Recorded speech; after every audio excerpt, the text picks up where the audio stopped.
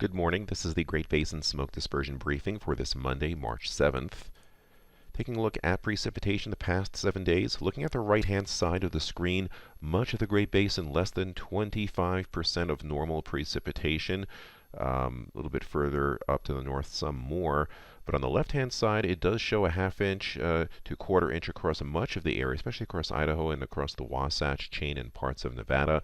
That has all fallen in the past 12 to 24 hours, not reflected on the map on the right. So basically, we've had a very dry week, but we did get some precipitation in the last 12 to 24 hours. Looking at the upper level maps with infrared satellite imagery superimposed, we can see that we have one low pressure system passing through the Great Basin and out to the east right now, a second deeper system pushing through California, and that'll be moving in the next 24 hours. Another one further offshore. This is setting the trend for a pretty good dispersion week with multiple weather systems moving on through. And with that, looking at dispersion or ventilation today, this afternoon, very good. We don't see this much area in the white too often, no areas in the purple, except for a little strip here across the Great Salt Lake itself. Otherwise, overall, no significant problems to be seen. If we break it down into its individual components, we can see that the transport winds are pretty good across most areas, a little bit light across northwestern Utah and parts of northern Nevada, but the vertical mixing on the right-hand side also is looking very good in terms of how high the smoke can go. Now, looking ahead at Tuesday afternoon on the left, you can see a trough of low pressure to our south, another system moving onshore, some clouds over us here, no high pressure ridge. Again, overall good dispersion, a little bit limited across central Nevada. And if we break that down into its individual components, we can see transport winds on the left, good in all areas except across eastern Nevada and parts of northwest Utah, but most areas pretty good winds coming out of the north, especially across parts of central and southern Utah. Vertical dispersion on the right is looking very good as well. And really no significant problems as we head into Wednesday. This week, ridge of high pressure is flattening out. There's another storm system pushing on through, so no real stagnation. On the right-hand side, lots of areas still in that white, really good ventilation mixing type scenario. Breaking it down, we have increasing transport winds across Nevada, somewhat lighter across the lower elevations of Utah, but still pretty high with those green and orange shades in the Wasatch, as well as good winds overall across Idaho.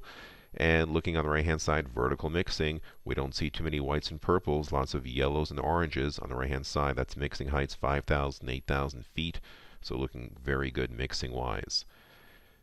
If we go to the Utah Clearing Index from the National Weather Service in Salt Lake City, you can see overall an improving trend with more shades of orange and red, indicating very good overall ventilation as we head through the middle of the week.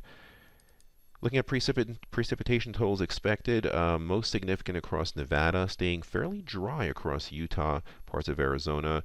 So maybe a good combination of good dispersion and also not too much wetness on the ground, especially across Utah. Gets a little wetter as you head further off to the west. All right, looking further down the road towards the end of the week, Thursday, we see another trough of low pressure moving on through, southwest flow.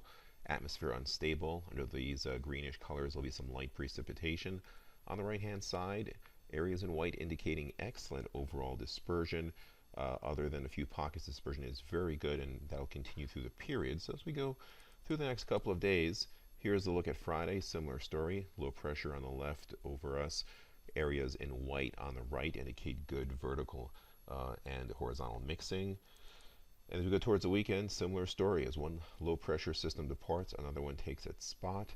We stay here in very good ventilation, so good conditions for burning, and that will continue as we go into Sunday as well. Good dispersion, another trough of low pressure moving on in, a very active period with no significant high pressure. Here's a look at precipitation from Thursday through Saturday. You can see just a little bit of showery activity across northern Nevada and parts of more significant stuff across central Idaho, where they could see over 1.75 inches of precipitation or 1 to 2 feet of snow. Very heavy amounts across California. Going further down the road, as we go towards Saturday to next Monday, some of that light precipitation spills over into the northern half of Utah. continues with nearly an inch of precipitation additional across central Idaho. Light precipitation across Nevada as well. Southern Utah, southern Nevada stays bone dry. And if we take a look down the road towards the 8 to 14 day outlook, we do see, and exclude the state through here, this is towards March 14th to March 20th, we do see a change for cooler than normal conditions across most of the Great Basin. We do see a pattern of above normal precipitation, so it should stay cool, should stay moist. That means that mixing and dispersion should be excellent as well. This concludes our briefing. Have a great day. Our next smoke briefing will be this coming Wednesday.